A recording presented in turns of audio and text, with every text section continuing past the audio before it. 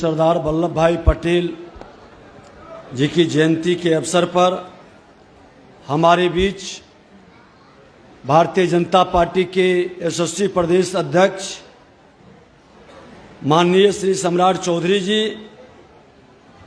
पूर्व केंद्रीय मंत्री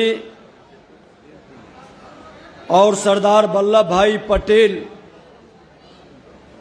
की पूरी जीवनी से जुड़े हुए जिस विषय को आपके सामने रखे हैं, भारतीय जनता पार्टी के वरिष्ठ नेता श्री आरसीपी सिंह जी हमारे बीच, पूर्व विधान पार्षद भारतीय जनता पार्टी के पूर्व प्रदेश के पदाधिकारी श्री रणवीर नंदन जी, प्रदेश महामंत्री जगन्नाथ ठाकुर जी, प्रदेश महामंत्री ललन मंडल जी,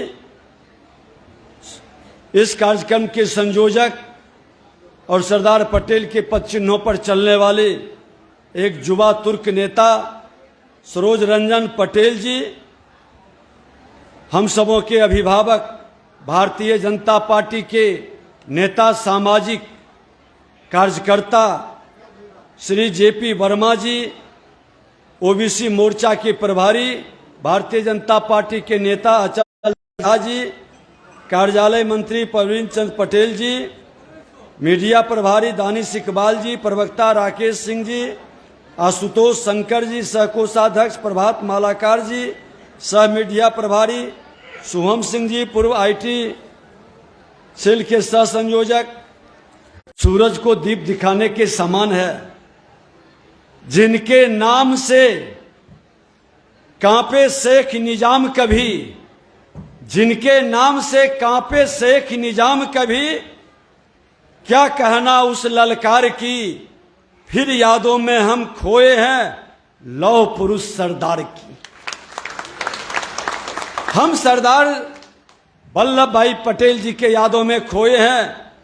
वो मजदूर किसान हितैषी जन जन का सरदार था, दीन दुखी का परम हितैषी सबका तारनहार था। ये महान विभूति आपको मैं बता दूं कि जिनका सोमनाथ मंदिर का 13 नवंबर 19 को भारत के तत्कालीन गृह मंत्री सरदार वल्लभ भाई पटेल सोमनाथ के पुनर्निर्माण का संकल्प लिया और उस संकल्प को साकार करने के लिए अपने इसी बिहार के धरती आज देश के प्रथम राष्ट्रपति राजेंद्र बाबू और सरदार वल्लभ भाई पटेल के एक विचारधारा था।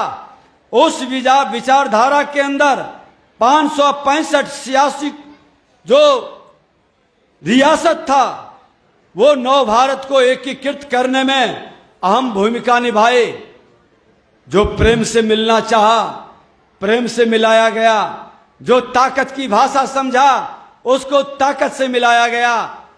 जो जिस भाषा में जिस मंत्र को समझता था, वह मंत्र से राष्ट्र की एकता अखंडता को अक्षुण्ण बनाए रखने के लिए एक भारत श्रेष्ठ भारत का महामंत्र दिया। बीच के कालखंडों में एक भारत श्रेष्ठ भारत नहीं, अपना वंश और परिवार के हित में काम करने वाले लोग सरदार वल्लभ भाई पटेल को भुला दिए। वो नफित में कर दिए। नेहरू जी से शुरू होता था और उनके ही खानदान और परिवार, हर जगह उनकी नाम और उनका चेहरा दिखाई पड़ता था।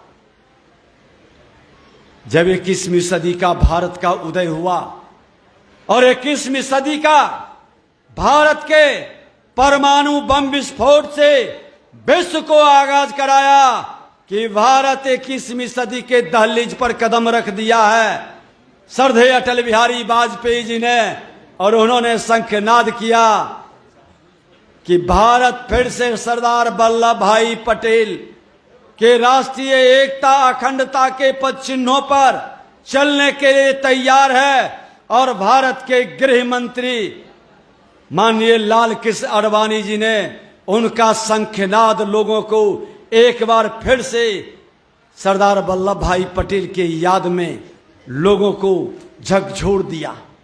लोगों को लगा कि इतने दिनों तक, आजादी के इतने वर्षों तक जिस नेहरू परिवार और नेहरू खानदान ने भारत की आजादी को कहीं न कहीं रोकने का, ठहराने का प्रयास किया था, उस आजादी का असली मतलब से भटकाने का प्रयास किया था। आजादी एक वंश, एक परिवार का नहीं था, आजादी लोकतंत्र का था। लोकतंत्र की जननी तो बिहार ही थी। बिहार जिसका नेतृत्व बिहार के श्री कृष्ण बाबू कर रहे थे, जो शेरी बाबू के नाम से आजादी के पूर्व बिहार के प्रधानमंत्री और आजादी के बाद बिहार के मुख्यमंत्री के रूप में जो बिहार की रचना संरचना को सजाने का काम किया था, बिहार के अंदर इंडस्ट्रियल वातावरण बनाने का काम किया था। एक बार उनकी जीवनी में आप पढ़ेंगे कि नेहरू जी के साथ उनका विवाद हुआ था, जब झारखंड और बिहार साथ था। इंडस्ट्रियल वातावरण, बिहार के पिछड़े वातावरण से बेहतर करने के लिए पूरे इंडस्ट्रीज का वातावरण बनाया। किसानों के हित में पहला निर्णय, पहला उनका बजट में था कि हम नहर का वातावरण बनाएंगे। और जमींदारी उन्मूलन कानून पर जब उन्होंने देश के प्रधानमंत्री नेहरू जी को कहे थे, वो बड़े हिचकिचा रहे थे कि विद्रोह हो जाएगा। बड़ा हिम्मत अगर जो किसी ने दिखाया तो उसमें भी सरदार वल्लभ भाई पटेल ने हिम्मत दिखाया और कहा कि विदेश के अंदर में जमींदारी उन्मूलन कानून आवश्यक है, क्योंकि मां भारती के धरती पर जो भी जन्म लिया है, किसी जाति, धर्म, क्षेत्र, भाषा का है, सबको समानता का अधिकार, सबके प्रतिभा का सम्मान का अवसर मिलना चाहिए। ये जहर की लहर की खेती बंद होनी चाहिए। जो क्षेत्रीय सियासत की राजनीति करता है, क्षेत्रीय भाषा में हमारे राष्ट्र को कमजोर करता है, इस वातावरण से मुक्ति मिलना चाहिए। और ये क्षेत्रीय सियासत करने वाले छोटे छोटे जमींदार ही तो रियासत के राजा बन गए थे। वही तो अपने रियासत को बचाने के लिए, अपनी जमींदारी चलाने के लिए बड़े खेल खेलते थे। ये भी बिहार की धरती से प्रथम मुख्यमंत्री जी ने जो शंखनाद किया, उनको भी ताकत अपने भारत के गृह मंत्री उस समय के सरदार वल्लभ भाई पटेल ने ही दिया था। यह वातावरण बिहार के विकास में उनकी भी बड़ी भूमिका रही है। लेकिन कहा भी जाता है, जो सरदार होता है, हम सरदार किसको कहते हैं? जो नेतृत्व करता है। जो सरदार होता है वह गद्दार नहीं होता है, वह गद्दारी नहीं करता है। वह चाहे राष्ट्र के साथ हो, चाहे समाज के साथ हो, चाहे परिवार के साथ हो। जो व्यक्ति अपने परिवार का सम्मान नहीं बचा सकता, अपने सम्मान बन के किया है, चलिए कम से कम परिवार के विरासत को तो बढ़ाए। आपने मौका नहीं दिया। उपेंद्र कुशवाहा जी बड़े अपने बेहतर भविष्य को देखते हुए हनुमान की तरह काम करते रहे। आपने मौका नहीं दिया। आपने मौका किसको दिया? जिसके विरुद्ध आज हर समाज का लोग अपना लहू बहाया, अपना बलिदान दिया। वो जंगल राज के विरुद्ध लड़ा था। कई लोगों की लहू हर चौक चौराहे पर गिरी थी। कई की जवानी समाप्त हो गई थी। कई मां बहने की मांग का सिंदूर उजड़ गया था। नरसंहार होता था। उस नरसंहार में सैकड़ों महिलाएं एक साथ चूड़ियां फोड़ती थी। जाति मत पूछिए, हर जात के लोगों को लड़ाता था, सत्ता के लिए आग लगाता था। जातीय जहर से बिहार को तंग और तबाह और बर्बाद कर दिया। उसके विरुद्ध आपने जमीन पर मेहनत नहीं किया था। आप तो हेलीकॉप्टर से उतरे थे। आप तो केंद्र में मंत्री थे श्रद्धेय अटल बिहारी वाजपेयी जी के कैबिनेट में, और वहां भी आपको जिसने पहुंचाया था श्रद्धेय जॉर्ज फर्नांडिस जी को, उनको भी आपने जिस तरह से अपमानित करके ठेल करके नेतृत्व में कर दिया। आप सरदार के लायक नहीं थे। आपको अवसर मिला, एक बार नहीं, 2 बार 3 बार आपने पलटू राम का काम किए। ये मैं नहीं कहता, भाजपा के लोग नहीं कहे।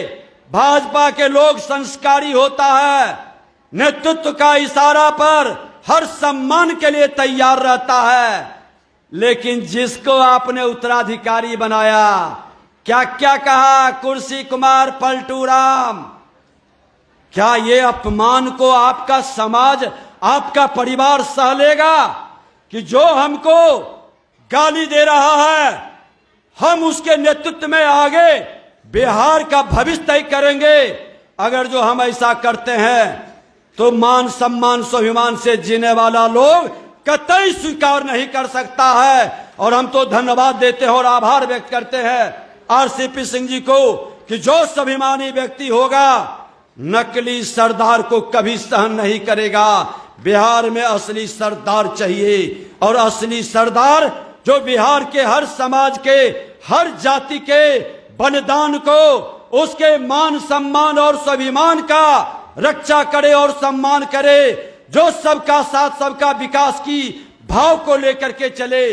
देश के प्रधानमंत्री नरेंद्र मोदी जी जब कहते हैं कि मां भारती के संतानों 140 करोड़ जिसका मेरा परिवार है, उसका उत्थान कल्याण के लिए मेरा समर्पण है। मैं गरीबों के हित में काम करता हूं, मैं जाति नहीं गिनता हूं, मैं जमात की बात करता हूं।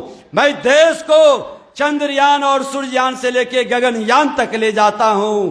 बाहरे नकली सरदार, देश जा रहा है चंद्रयान पर, देश सूर्ययान की ओर प्रस्थान कर गया, देश गगनयान की ओर कदम बढ़ा दिया, और तुम जाति गिनने में लगे हो, जाति गिन रहे हो।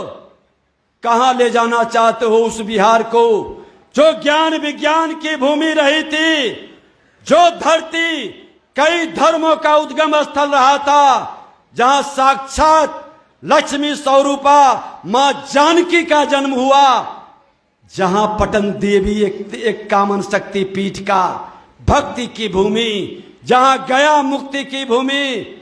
इस त्रिकोण में बैठ करके जो गद्दारी करेगा इस राष्ट्र के साथ, इस बिहार की धरती के साथ, उसको कोई सहन नहीं करेगा। जो सम्मान से स्वाभिमान से जीने वाला है, ऐसे व्यक्ति के विरुद्ध खोल करके शंखनाद करेगा। और बिहार के अंदर इस बड़े भाई जंगल राज लाने वाले को जो जनता राज कह के गुंडा राज में तब्दील कर रहा है। मैं तो अभी इस कार्यक्रम के बाद पुनः जा रहा हूं नालंदा, मुख्यमंत्री की धरती है, रोज हत्याएं, रोज अपहरण, लूट, बलात्कार। क्या तमाशा है मुख्यमंत्री का गृह जिला में? उप मुख्यमंत्री के वैशाली में भी हाल वही है। आखिर क्यों मुख्यमंत्री जी, उप मुख्यमंत्री जी, आपके गृह जिले के अंदर जहां आप नेतृत्व करते हैं गृह मंत्री बन करके, क्यों हत्याओं का दौर चल रहा है? क्यों लोग दहशत में है? जब अपना घर नहीं संभाल सकते तो बिहार संभालने का आपके पास क्षमता नहीं बची है। आपको कुर्सी छोड़ना चाहिए, और नहीं छोड़ेंगे तो बिहार की जनता अब कुर्सी खाली करो, सिंहासन खाली करो का शंखनाद जेपी की बातों को याद करा देगा और आपको कुर्सी से उतार कर बाहर कर देगा। ये सरदार वल्लभ भाई पटेल जो हम लोगों के गौरव है, हम लोगों के राष्ट्रीय एकता, अखंडता और सामाजिक समरसता के प्रणेता हैं। इनके नेतृत्व में ये संकल्प लेना चाहिए कि बिहार के अंदर बदलाव होगा। बिहार में सरदार वल्लभ भाई पटेल के मार्गदर्शन और नेतृत्व में ऐसे कार्य करेंगे कि फिर बिहार की गौरव गाथा आगे बढ़े। इसी शुभकामनाओं के साथ बहुत बहुत धन्यवाद।